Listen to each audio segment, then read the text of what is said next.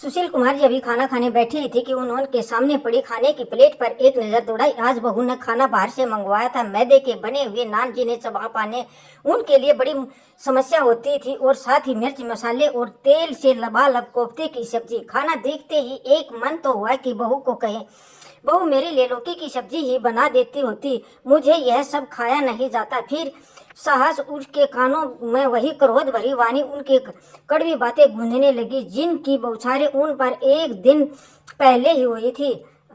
अभी कल की ही बात थी कि सुशील कुमार जी ने अपनी बहू से कहा कि खाने में मिर्ची बहुत ज्यादा है। तुम्हें कितनी बार कहा कि खाने में ज्यादा मिर्च मसाले मत डाला करो, मेरी तबीयत खराब हो जाती है। ये बातें सुनते ही रसोई में खाना बनाते हुए बहू तमतमाती हुई बाहर निकली और बोली, बाबूजी आपको तो मेरे बनाए खाने में मीन मेघ निकालने के अलावा और कोई काम ही नहीं है। कभी कहते हैं खाने में नमक जाता है, कभी कहते हैं मिर्च मसाले ज्यादा हैं, और कभी कहते हैं कि सब्जी में तेल ही तेल है। और इन सब से जब जी नहीं भरता तो सूखी रोटी का रोना रोने बैठ जाते हैं। मेरे पास इतना समय नहीं है कि मैं सब की अलग अलग फरमाइशें पूरी करती रहूं। जो मिलता है चुपचाप खा लीजिए। बहू की अपमानजनक बातों का कड़वा घूंट पीकर सुशील कुमार जी ने चुपचाप वही खाना खाने में ही बेहतर समझी। बैठे बैठे सुशील कुमार जी मस्तिष्क में उसकी दिव्यांग पत्नी शांति देवी की लहरें आने लगी। साथ ही बिताए दिन पल सुशील कुमार जी को किसी सुनहरे सपने से कम प्रतीत नहीं होते। बिना कहे मेरे मन की बात समझ जाती थी शांति। जब खाना मुझे पसंद नहीं होता तो झट से दूसरी सब्जी बनाकर सामने हाजिर कर देती। उसके हाथ का बनाया मिर्च मसाले का खाना भी बेहद स्वादिष्ट और पौष्टिक होता था। कितना ख्याल रखती थी वो मेरा। पर वक्त का सातम ऐसा हुआ कि सोचते सोचते उनकी आंखों के झरझर आंसू बहने लगे। सुशील कुमार जी अब सेवानिवृत्त हो चुके थे और अपने इकलौते बेटे राकेश और बहू श्रीता के पास रहते थे। बेटी अनीता की शादी हो चुकी थी। ताउम्र धन कमाकर बच्चों की परवरिश पर खर्च करने में लगा दी। यह सोचा करके बूढ़ा आराम से करने में के लिए परिवार में कोई ऐसा सदस्य नहीं था जो उनके एकलापन को दूर कर सकता। पत्नी के जाने के कारण जो खिला पैदा होते हुआ उसके कारण उनका चेहरा मुरझा सा गया, लेकिन उस मुरझाए हुए चेहरे की लकीरें और ज्यादा गहरी हो उठी जब बहू की अपेक्षा पूर्ण व्यवहार करके दिल को छलनी करने लगता और स्नेहहीन बेटे से इतना भी नहीं हो पाता कि उसके पास बैठकर प्यार से दो मीठे बोल ही बोल ले। 12 साल का पोता था, लेकिन उसे भी अपने दादा से कुछ खास लगाव नहीं होता भी कैसे, आखिर बेटा भी तो उन्हीं माता पिता के नक्शे कदम पर चल रहा था। जैसे तैसे खाना खाकर अपने कमरे में चुपचाप बैठे सुशील जी ने अपने बेटे के आने की आवाज सुनी तो लाठी टेकते हुए बाहर आ गया। बेटा मेरी पेंशन तो आ गई होगी, इस बार पेंशन के पैसे मुझे पकड़ा देना। राकेश ऑफिस से थका हुआ आया था, लेकिन पेंशन की बात सुनते ही जैसे बिजली सी कौंध गई उसके शरीर में। क्या बाबूजी हर महीने पेंशन की रट लगाए रखते हैं? हमने क्या कमी रखी है आपकी जरूरतें पूरी करने में जो आपको पेंशन के पैसे की आवश्यकता पड़ गई? नहीं बेटा, वो मेरी तबीयत कुछ ठीक नहीं लग रही थी, सोचता हूँ डॉक्टर को दिखाकर आऊं। यदि मेरे पास कुछ समय हो, अगर तेरे पास कुछ समय हो तो कल मुझे ले चलना। बाबूजी आजकल मैं बहुत ज्यादा व्यस्त हूँ, थोड़े दिन रुक जाइए, अभी पैसे की तंगी चल रही है। मेरी तनख्वाह मिल जाएगी तब मैं आपको डॉक्टर के पास ले जाऊंगा। 2-4 दिन यदि दवाई नहीं खाओगे तो कुछ नहीं बिगड़ने वाला। बेटा दरअसल कल से मुझे सांस लेने में तकलीफ हो रही है, अगर हो सके तो कल डॉक्टर के पास ले चलो। पिछली बार जब डॉक्टर को दिखाया था तो कोलेस्ट्रॉल बढ़ा हुआ था। डॉक्टर ने घी तेल के परहेज करने को कहा था, पर वह तो मुझे हो ही नहीं पाया। इतना सुनने की देरी थी कि श्रीता जलते भूलते बाहर आ गई। हाँ बाबूजी, अपनी बीमारी का ठीकरा भी अब मेरे सिर पर फोड़ दो। बिना बोले सब कुछ अपने सामने हाजिर हो जाता है। इतने भर से आपको संतुष्टि नहीं हुई तो जो इसके सामने मेरी शिकायतें करने चले हो। और आप भी मेरी बातें ध्यान से सुन लीजिए, अकेली जान होती है। मैं सारे घर का काम संभालती हूँ और ऊपर से आपके बाबूजी का बोझ अलग से। इनके बावजूद अगर मुझे बातें सुनने को मिलेंगी तो मैं घर छोड़कर अपने बेटे को लेकर अपने मायके जाकर बैठ जाऊंगी। सरिता ने राकेश से कहा। सुशील जी ने एक आशा भरी नजर से अपने बेटे की ओर देखने लगे। शायद उनका बेटा उनकी तारीफदारी करेगा, लेकिन अपनी पत्नी को डांटना तो दूर, राकेश ने मुंह के सामने एक शब्द भी नहीं निकला। बहू सरिता की ये बातें बाबूजी के दिल को तीर सी चुभने लगी। सोचने लगा, शायद सब ये उसके भाग्य का दोष है। जब मेरा बेटा बीमार पड़ता तो हमारे पास पैसे नहीं होते तो पड़ोसियों से उधार लेकर कई किलोमीटर दूर जाकर उनके लिए दवाई लेकर आता था, और आज वही बेटा बीमार पिता को बोझ जैसा समझ रहा है। उदास होकर अपने कमरे में चला गया। रात को सभी लोग सो गए, लेकिन उसकी आंखों में रत्ती भर नींद नहीं थी। अब वह रोज रोज अपमान सहन नहीं होता सोचते हुए उन्होंने कुछ फैसला कर लिया। अगले दिन जब बेटा राकेश सैर करके लौटा तो देखा बाबूजी एक हाथ में लाठी और दूसरे हाथ में अपना बैग लिए खड़ा था। क्या बाबूजी, कहीं जा रहे हो आप? अपने बेटे के प्रश्न पर सुशील कुमार के चेहरे की गंभीरता को लिए बोला, हाँ बेटा, मैंने तय कर लिया है। अपनी बची हुई जिंदगी इज्जत के साथ जीना चाहता हूँ। अब इस बुढ़ापे में मैं बोझ बनकर नहीं काट सकता। मैं आज ही अनीता के घर जा रहा हूँ। लेकिन बाबूजी, वो तो गुस्से में सरिता ने यूं ही बोल दिया था। आपको भी मालूम है, यह तो उसकी आदत है। नहीं बेटा राकेश, मुझे लगता है कि मैं दोनों के लिए ही बोझ हूँ। मैं वैसे भी नहीं चाहता कि मेरे कारण बहू घर छोड़कर जाए और तुम्हारी गृहस्थी खराब हो जाए। मेरे बैंक की पासबुक और चेक बुक तुम्हारे पास होगी, मुझे दे दो ताकि मैं अपने पेंशन के पैसे निकलवा सकूं। पेंशन की बात सुनकर राकेश हड़बड़ा गया और बाबूजी को फिर से मनाने लगा, परंतु राकेश के लाख मनाने के बाद भी सुशील कुमार जी नहीं माने। आखिर में थक हार कर राकेश को पिताजी की चेक बुक और पासबुक देनी पड़ी। अपने कमरे के दरवाजे में खड़ी सरिता अपने चेहरे पर मुस्कान के साथ सब कुछ देख रही थी और मन ही मन यह सोचकर राहत महसूस कर रही थी कि कुछ ही दिनों के लिए बाबूजी से छुटकारा मिलेगा। उधर राकेश को बाबूजी के जाने से ज्यादा इस बात का दुख था कि बाबूजी के जाने के साथ साथ उसकी पेंशन भी चली जाएगी। इस बात को जब एक महीना बीत गया तो एक दिन सरिता के मायके से फोन आया कि उसके भतीजे का जन्मदिन है, तो इस उपलक्ष्य में उन्होंने जागरण करवाने का सोचा है। सरिता के भाई ने कहा, सरिता, साथ समय बिताए हुए बहुत दिन हो गए हैं, तुम 2 दिन पहले ही आ जाना, साथ बैठकर गपशप मारेंगे। सरिता ने बड़ी खुशी से सारी तैयारियां करनी शुरू कर दी, ये सोचते हुए कि अब तो बाबूजी का बोझ भी सिर पर नहीं है। सरिता और राकेश ने 2 दिन पहले ही जाने का प्रोग्राम बना लिया। एक टैक्सी करके सरिता और राकेश अपने बेटे के साथ उनके मायके जाने के लिए निकल पड़े, लेकिन सरिता को मन ही मन एक डर खाए जा रहा था।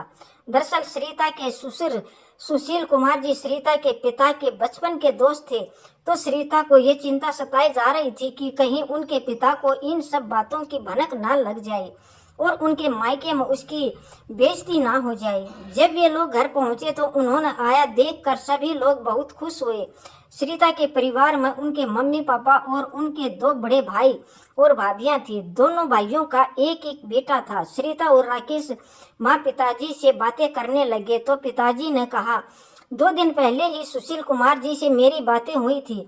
ये सुनकर वे दोनों कुछ ठिठक गए। फिर सरिता के चेहरे पर फीकी सी मुस्कान बिखारते हुए कहा, अच्छा, क्या बात हुई थी बेटा? उनका हाल चाल जानने के लिए फोन किया था उन्होंने बताया कि बच्चे उनकी दवाई से लेकर खाने पीने तक का पूरा ध्यान रखते हैं और अब सेहत में सुधरने लगी है। सच बताऊं तो कलेजे में ठंडक पड़ गई है ये बातें सुनकर। ये सब बातें सुनते ही सरिता और राकेश एक दूसरे को देखने लगे। उनके चेहरे पर शर्मिंदगी के भाव आ गए। माँ पिताजी के साथ थोड़ी देर बातें करके सरिता अपनी भाभियों से बातें करने के लिए रसोई घर में चली गई। दोनों भाभियां खाने की तैयारी करने में जुटी हुई थी, पर सरिता यह देखकर हैरान थी कि सब्जी के 2 बर्तनों में पकाई जा रही थी और खीर भी 2 अलग अलग पतीले में रखी हुई थी।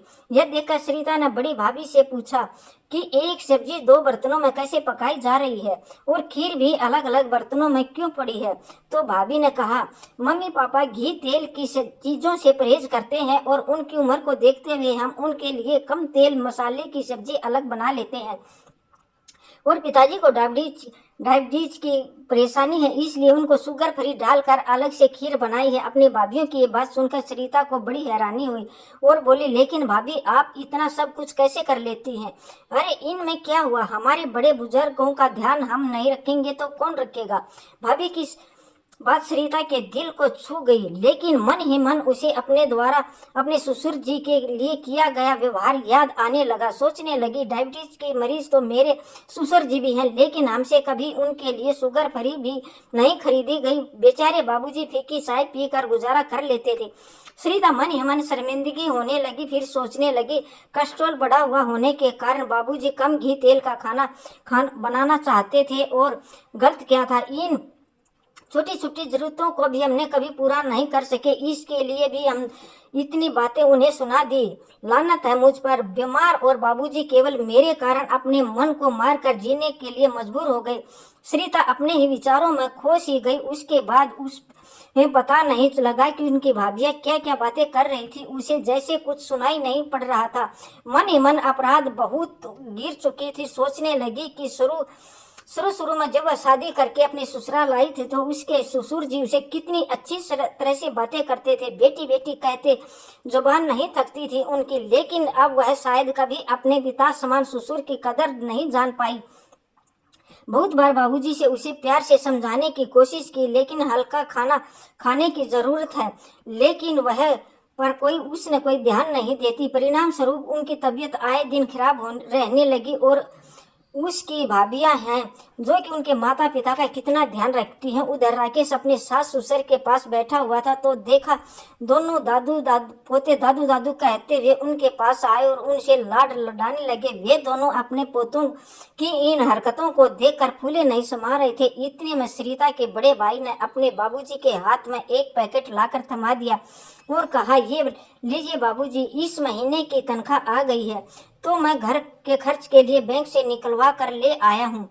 इसके बाद थोड़ी देर में दोनों भाई अपने पिता के इर्द गिर्द बैठ गए और उनसे बातें करने लगे। राकेश यह देखकर हैरान था कि उनकी बातों से यह लग ही नहीं रहा था कि वे बाप बेटा हैं। ये आपस में मित्रों की तरह बातचीत कर रहे थे। सब लोग आपस में इतने प्यार से रह रहे थे कि अलग ही हो रहा था, मानो जन्नत ही हो। ससुराल और पारिवारिक एकता को देखते हुए जहां एक और राकेश की खुशी महसूस हो रही थी, वहीं दूसरी ओर अंदर ही अंदर अपने बाबूजी के बारे में सोचकर यह आत्मग्लानि में डूबा जा रहा था।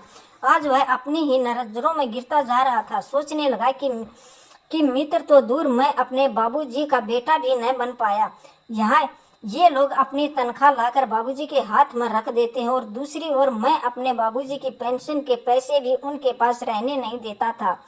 माँ के जाने के बाद मेरे बाबूजी अपने हाल चाल बांटने के लिए तरस जाते थे, लेकिन मैं उनके पास एक पल के लिए भी प्यार भरी बातें करने के लिए नहीं बैठा। और तो हमने उनके पोते को भी उनसे दूर रखा, यह जानते हुए कि वे कितना अकेला महसूस कर रहे होंगे। मैंने उनकी कोई परवाह नहीं की। आज स्वयं को अपने बाबूजी की दुर्गति का कारण जानकर उनकी आत्म उसे धिक्कार रही थी। आज उसे अपनी गलती का एहसास हुआ कि उसने अपने पिताजी का दिल दुखाकर कितना घोर पाप किया था। उस घर में 2 दिन रुक कर उन लोगों को जितना बुजुर्गों के साथ व्यवहार किया जाता है, बुजुर्गों का अनुभव रूपी खाद से परिवार रूपी बगीचा किस तरह से फल फूल सकता है। अगले दिन सुबह जागरण खत्म होते ही जैसे ही राकेश और सरिता कार में बैठे, दोनों के मुंह एक ही बात निकली, आज बाबूजी को लेने जाना है।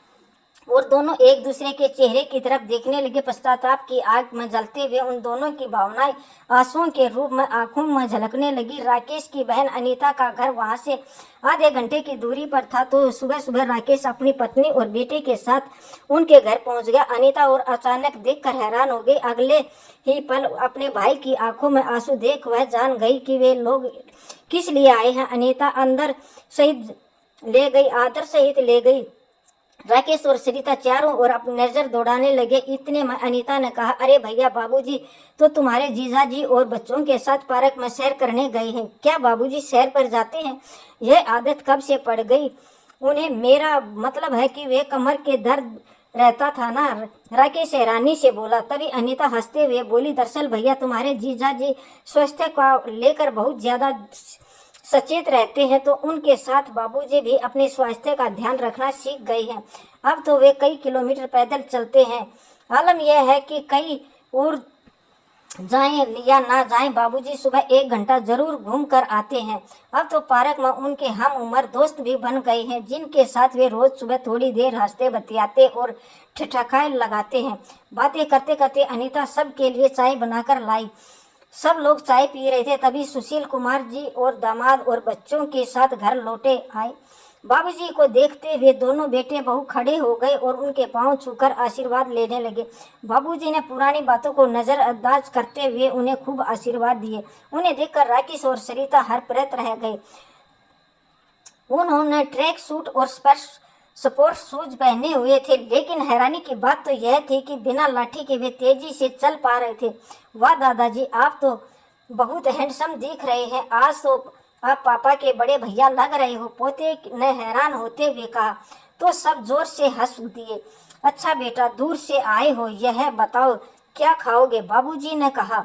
तो इतने में अनीता बोली, पिताजी मैंने आलू की सब्जी बनाई है, उसके साथ परोठे बना लेती हूँ। तभी बाबूजी ने कहा, अनीता आज तुम अपने भैया भाभी के पास बैठो, पराठे मैं बनाऊंगा। इतना कहने भर की देरी थी कि राकेश अचानक खांसने लगा और बोला, क्या पराठे आप बनाएंगे? आपको चूल्हा भी जलाना नहीं आता? अरे बरखुदार, मुझे क्या मालूम, पिछले कुछ दिनों में तुम्हारी बहन ने से कुकिंग सीख रहा हूँ मैं। तुम जाओ फ्रेश हो जाओ, 15 मिनट में पराठे तैयार कर देता हूँ। कहते हुए बाबूजी के चेहरे पर अलग सी चमक आ गई। भैया आपको यकीन नहीं होगा, पिताजी कद्दू, लौकी, मटर पनीर और भिंडी की सब्जी भी बनाना सीख गए हैं। आज बाबूजी ने उन्हें स्वादिष्ट पराठे बनाकर खिलाए और नाश्ते के बाद बढ़िया सी कड़क चाय भी बनाकर पिलाई। बाबूजी की चुस्ती फुर्ती को देखकर दोनों बेटे बहू अब अपने हैरानी को रोक नहीं पाए। उनके चेहरे पर आत्मविश्वास भरी चमक थी, जो बाबूजी के गुजरे जानने के बाद जीने की इच्छा खो चुके थे। आज उन्हें बाबूजी को जीवन के प्रति नया उत्साह नजर आ रहा था। पिताजी, हम सब लोग इतना खा चुके हैं, अब लंच करने के लिए पेट में जगह नहीं है। आप अपना सामान पैक कीजिए, आज हम हमारे साथ वापिस चल रहे हैं। अपने बेटे के मुंह से ये बातें सुनकर बाबूजी अभी तक चहकते हुए नजर में आ रहे थे, अचानक गंभीर मुद्रा में आ गए और बोले, बेटा मैं यहाँ से फिलहाल कहीं जाना नहीं चाहता। बाबूजी, आप अभी तक हमसे नाराज हैं क्या? राकेश ने पूछा। नहीं बेटा, मुझे कुछ ज्यादा नहीं। स्वाति, उस दिन झगड़ा करते हुए बहू ने घर छोड़कर मायके चले जाने की धमकी दी थी तो मेरी आत्मा अंदर तक कांप गई थी। उस दिन मैंने यह तय कर लिया था कि घर में सुख शांति बनाए रखने के लिए अगर किसी को जाना है तो मैं ही चला जाऊं, बहू नहीं। लेकिन बाबूजी, आपसे दूर रहकर हम जान चुके हैं कि बड़ों की उपस्थिति घर में कितनी महत्वपूर्ण होती है। अब से हम आपके साथ रहना चाहते हैं, राकेश ने कहा। तो उसका साथ देने सरिता भी आ गई। उसके चेहरे पर पश्चाताप के भाव थे और आंखों में आंसू, और हाथ जोड़ते हुए बोले, बाबूजी मैं आपसे वादा करती हूँ कि घर छोड़ने की बात दोबारा मेरे मुंह से कभी नहीं निकलेगी। यह सुनकर सुशील कुमार जी कुछ सोच में पड़ गए, फिर बोले, एक बात तो मैं तुम दोनों को कहना चाहता हूँ। उस दिन बहू ने गुस्से में आकर मुझे बोझ बताया था, उसमें मेरी आत्मसम्मान का बहुत ठेस पहुँची थी और उसी दिन मुझ में आत्मनिर्भर बनने की ललक पैदा हो गई। तुम्हारी उसी शिकायत को दूर करने के लिए मैंने घर का सारा काम काज करना सीख लिया है। खाना बनाने के साथ साथ डस्टिंग करना और कपड़े धोना भी सीख लिया है। अब मैं इस काबिल हो गया हूँ कि तुम्हारे घर के काम में मदद कर सकूं। लेकिन बहू, एक बात हमेशा याद रखना कि एक बूढ़ा पिता बोझ नहीं होता। बाबूजी, अपने द्वारा किए गए व्यवहार के लिए मैं पहले ही बहुत शर्मिंदा हूँ। उसके लिए मैं आपसे जो सजा देना चाहूँ मुझे मंजूर है, लेकिन हमारे साथ अपने घर वापस चलिए। यह मेरी आपसे विनम्र प्रार्थना है। वृद्ध गले से कहती हुई सरिता फपक कर रो पड़ी और अपने ससुर जी के पैरों में गिर पड़ी। रो मत बेटा, गलती इंसान से होती है। मुझे मालूम है कि तुम दोनों ने अपनी गलती का एहसास हो चुका है, इसलिए अब मैं चलने को मना नहीं करूँगा। यह कहते हुए बाबूजी अपना सामान पैक करने लगे। शाम को वो सब लोग घर पहुँच गए। सरिता ने मन ही मन प्रतिज्ञा कर ली कि आगे से कभी भी बाबूजी को किसी तरह की शिकायत का मौका नहीं देगी। राकेश को भी एहसास हो चुका था कि उसके पिताजी की जिम्मेदारी केवल उसकी है, इसलिए आज उसने भी यह ठान लिया कि बाबूजी की पेंशन के रुपयों को हाथ भी नहीं लगाएगा और उसकी ज़रूरतों को भी अपने कमाए रुपये से पूरा करेगा। अगले दिन सुबह बाबूजी सैर करने के लिए पार्क जाने को तैयार हुए तो देखा उनका बेटा और पोता दोनों स्पोर्ट शूज पहने हुए हाल में बैठे उनका इंतजार कर रहे थे। दादाजी, आज से हम भी आपके साथ सैर करने चलेंगे। पोते के मुंह से ये बातें सुनते ही सुशील कुमार जी आज खुद को धन्य महसूस कर रहे थे और उनके चेहरे पर मुस्कुराहट दौड़ आई और जोश दुगना हो गया। रसोई में आज पनीर की सब्जी के साथ साथ लौकी की सब्जी भी बन रही थी। आज घर में लड़ाई झगड़े की जगह अब झगड़े की आवाज़ों के स्थान पर हंसी ठठाके गूंज रहे थे। धन्यवाद दोस्तों। जय श्री राधे।